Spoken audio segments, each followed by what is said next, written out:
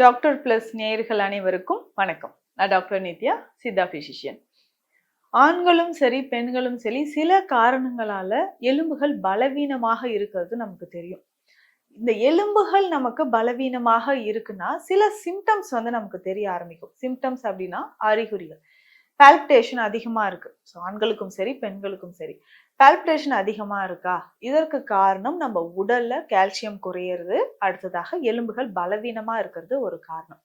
அதிகமா hair fall. இன்றைய காலகட்டத்துல இது இல்லாதவங்க யாருமே இல்லை அப்படின்னு சொல்லலாம். ஆண்களும் சரி பெண்களும் சரி அதிகமான முடி உதிர்தல் பிரச்சனை இருக்கு. இதுக்கு பேசிக்கா நம்ம போன் டென்சிட்டி குறையிறது ஒரு ரீசனா இருக்கலாம். ஸோ ரொம்ப ஹேர் ஃபால் இருந்தாலும் நம்ம எலும்புகள்ல பலவீனமா இருக்கான்றது தெரியணும். அடுத்து முக்கியமாக மறைமுகமாக நம்ம பண்ணக்கூடிய ஒரு தவறு என்னன்னா, கால்சியம் டயட்டை கம்மியா எடுப்போம். எந்தெந்த ரீசன்னால அப்படின்னு பார்த்தோம்னா, கிட்னி ஸ்டோன் இருக்கிறவங்க இந்த தப்பை நம்ம நிறையவே பண்ணுவோம். கிட்னி ஸ்டோன் இருக்கவங்க என்ன பண்ணுவோம்னா, ஆல்ரெடி எனக்கு கிட்னி ஸ்டோன் இருக்கு. ஸோ இதனால என்னன்னா கொஞ்சம் கால்சியம் டயட்டை கம்மியா எடுத்துக்கிறேன். இப்பதான் நான் சர்ஜரிலாம் முடிச்சுட்டு ரொம்ப பிரச்சனையாயிடுச்சுங்க, ரொம்ப வலியா இருந்தது. ஸோ அதனால கால்சியம் டயட்டை கம்மியா எடுக்கிறேன்னு சொன்னீங்கன்னா என்ன ஆகும்னா நம்ம உடலுக்கு தேவையான கால்சியம் போன்ல இருந்து திரும்ப எடுக்க ஆரம்பிச்சிடும். ஸோ அப்போ போனோட டென்சிட்டி குறைஞ்சு குறைஞ்சி போன்ல இருக்க கால்சியம் லெவலும் குறைய ஆரம்பிச்சிடும். இது பேசிக்கா நம்ம உடல்ல நடக்கிற விஷயம். அதற்கு அடுத்தது பார்த்தோம்னா ஒரே சோர்வாக இருக்கு. எப்பவுமே உடல் சோர்வாக இருக்கு. இப்போ கொஞ்சம் ஒர்க் பண்ணிட்டு வர எனக்கு மூச்சு வாங்குது, டயர்டா ஃபீல் பண்றாங்க. பெண்களும் இதை சொல்லுவாங்க, ஆண்களும் இதை சொல்லுவாங்க. முக்கியமாக பெண்களை பொறுத்த வரைக்கும் பிசிஓடி பிரச்சனை இருக்கு இல்லைங்களா, அவங்க ஸ்பெஷலா பார்த்தோம்னா ஹார்மோன் இம்பேலன்ஸ்னால உடல் எப்பவுமே சோர்வா இருக்கு, மூச்சு வாங்குது, கொஞ்சம் தூரம் நடந்தாலும் எனக்கு மூட்டு வலி இருக்கு. ஸ்பெஷலி மெனோபாஸ் டைம்ல. ஸோ மெனோபாஸ் டைம்ல ஈஸ்ட்ரோஜன் லெவல் பாடியில குறையும் போது நமக்கு இந்த பிரச்சனை ஏற்படுது.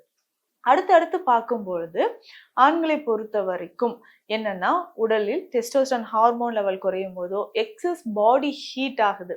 ஸோ உடல்ல அதிகமான அந்த உஷ்ணம் அதிகமாகும் பொழுதும் நமக்கு இந்த பிரச்சனை ஏற்படலாம்.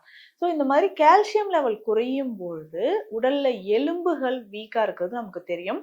அடிக்கடி பற்கள்ல கேவிட்டிஸ் ஏற்படும், பல் சொத்தை ஏற்படுறது, கேவிட்டிஸ் ஏற்படுறது, ஏதாவது ஒரு ஹார்டா கடிச்ச உடனே பல் பிரேக் ஆயிடுச்சு, அப்படியே உடஞ்சிடுச்சு அப்படி சொல்லுவாங்க.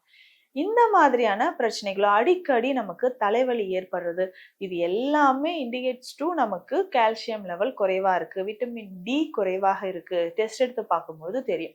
ஸோ இந்த மாதிரி இருக்கக்கூடிய சமயத்துல ஆண்களும் சரி பெண்களும் சரி அதிகமான கவனம் செலுத்தி நம்ம சாப்பிடக்கூடிய உணவு என்னென்ன, அதாவது மூட்டுக்கள் தொடர்பான பிரச்சனைகள் இருக்கு, ஆர்த்ரைட்டிஸ் தொடர்பான பிரச்சனைகள் இருக்குன்னா எந்த மாதிரியான உணவுகள் எடுத்தா நமக்கு போனுக்கு ரொம்ப நல்லது, கால்சியம் நம்ம உடல்ல சேரும், இதை நம்ம தெரிஞ்சுக்கணும். எலும்புகள் ரொம்ப ஸ்ட்ராங்கா, இன்னைக்கு குழந்தைகள் சும்மா நடந்து போனாலே டக்குன்னு விடுறாங்க, காலில் ஃப்ராக்சர் ஏற்படுது. ஸோ இது எல்லாமே நம்ம சரி செய்யறதுக்கு என்ன செய்ய வேண்டும்? ஸோ அப்படி இருக்கும்போது கால்சியம் லெவல் இன்க்ரீஸ் பண்ணிட்டு அதை தாண்டி பார்த்தோம்னா மெக்னீசியம், ஜிங்க், பாஸ்பரஸ் இது எல்லாமே நம்மளுடைய போன் ஸ்ட்ரென்த்துக்கு, எலும்புகள் வலிமையா இருக்கிறது நமக்கு தேவைப்படும். ஸோ இந்த மாதிரி இருக்கிறதுக்கு எந்த உணவுகள் அதிகமாக எடுக்கலாம்ன்றதையும் நம்ம தெரிஞ்சுக்கலாம். ஆண்களும் பெண்களும் நான் சொல்லக்கூடிய இந்த உணவுகள் கட்டாயம் நம்ம சாப்பிட்டுட்டு வந்தோம்னா எலும்புகள் வலிமையாக இருக்கும் சொல்லலாம். என்ன உணவு அப்படின்னு சொல்லும்போது ஒமேகா 3 ஃபேட்டி ஆசிட்ஸ் இருக்கக்கூடிய உணவுகள் எடுக்கணும். கால்சியம் இருக்கக்கூடிய உணவுகள் நம்ம சேர்த்து சாப்பிடணும். இதுல முக்கியமாக நம்ம விதைகள், அதுலயும் முக்கியமா சொல்லும்போது இம்பார்ட்டண்டா இந்த விதைகள் அப்படின்னு சொன்னோம்னா சூரியகாந்தி விதைகள், அடுத்தது கருப்பு எள்ளு. கருப்பு எள்ளுல அவ்வளவு சத்துக்கள் இருக்கு. ஸோ இன்றைய காலகட்டத்துல நல்லெண்ணெய் சாப்பிட்றத நம்ம மறந்துட்டோம். கருப்பு எள்ளு முளை கட்டி நம்ம சாப்பிடும்போது நிறைய பலன்கள் நமக்கு கிடைக்குது. எப்போவாவது நம்ம கண்ணால பார்த்தே ரொம்ப வருஷம் ஆகுதுங்க இந்த எள்ளுலாம் அப்படின்னு நம்ம சொல்ற மாதிரி ஆயிட்டோம். ஸோ அந்த அளவுக்கு எள்ளை பத்தின ஒரு அவேர்னஸ் மறைஞ்சிக்கிட்டே வருது. ஸோ இன்றைக்கு இருக்கக்கூடிய யங் ஜென்ரேஷன் நிறைய பேருக்குமே அது என்னது சிசம் சீட்ஸ்னா என்னன்னே தெரியாது, அந்த மாதிரி இருக்காங்க. ஆனா நிறைய சத்துக்கள் அதுல பொதிஞ்சு இருக்குன்னு சொல்லலாம். டெஸ்டோஸ்டெரான் ஹார்மோனா இருக்கட்டும் ஆண்களுக்கு, ஆண்ட்ரோஜன் ஹார்மோன், முக்கியமாக பெண்களுக்கு ஈஸ்ட்ரோஜன் லெவல் கரெக்டா மெயின்டைன் ஆகிறதுக்கு கருப்பு எள்ளு ரொம்ப ரொம்ப முக்கியம். உடல்ல ஈஸ்ட்ரோஜன் லெவல் குறையும் போதுதான் எலும்புகள் தொடர்பான பிரச்சனைகள் ஏற்படுது. அப்போ தினமும் ஒரு 2 ஸ்பூன் அளவுக்கு கருப்பு எள்ளு நிச்சயமாக சாப்பிடணும்.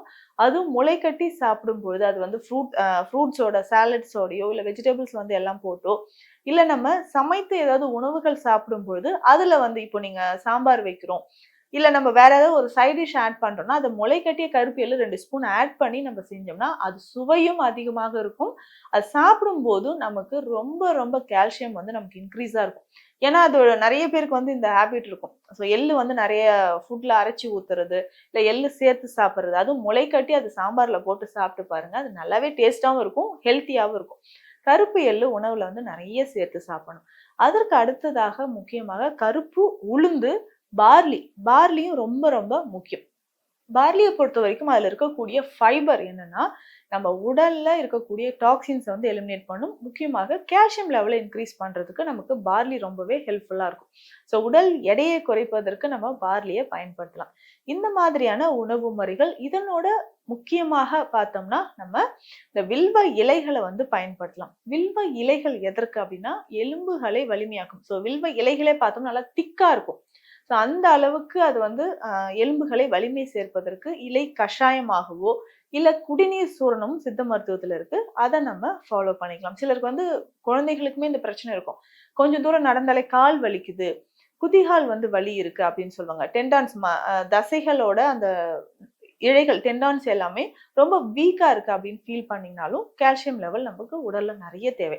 ஸோ அந்த மாதிரியான உணவுகள் எடுத்துக்கலாம். இதுல வந்து பார்த்தோம்னா கடலை வகைகள், ஸோ வேர்க்கடலை, கொண்டை கடலை, சோயா இது எல்லாமே உணவுல நிறைய சேர்த்து சாப்பிடணும். அப்படி எலும்புகள் வந்து வலிமையாக இருப்பதற்கு சில மருந்துகளும் நம்ம சித்த மருத்துவத்துல இருக்கு. அதை நம்ம தேர்ந்தெடுத்து நம்ம ஃபாலோ பண்ணிக்கலாம். இதுல முக்கியமாக பூனைக்காளி சேர்ந்த மருந்துகளோ, குறுந்தட்டி சேர்ந்த மருந்துகள், பற்படாகம் சேர்ந்த மருந்துகள் இது எல்லாமே சாப்பிடலாம். முக்கியமாக இந்த பற்படாகம் அப்படின்னு சொல்ற மூலிகை எலும்புகளை வலிமையாக்குறதுக்கு ரொம்ப முக்கியம். அதே மாதிரி நம்ம பாடியில ஏதாவது இன்ஃபெக்ஷன் இருந்தாலும் அதை அகற்றுவதற்கு பற்படாகம் மிக சிறந்த ஒரு மூலிகையாக இருக்கு. அதை நம்ம ஃபாலோ பண்ணிக்கலாம். தினமுமே உணவு முறையில நான் சொல்றது இதெல்லாம் ஃபாலோ பண்ணணும். அடுத்ததாக இரவு நேரத்தில் உறக்கம் ரொம்ப அவசியம்.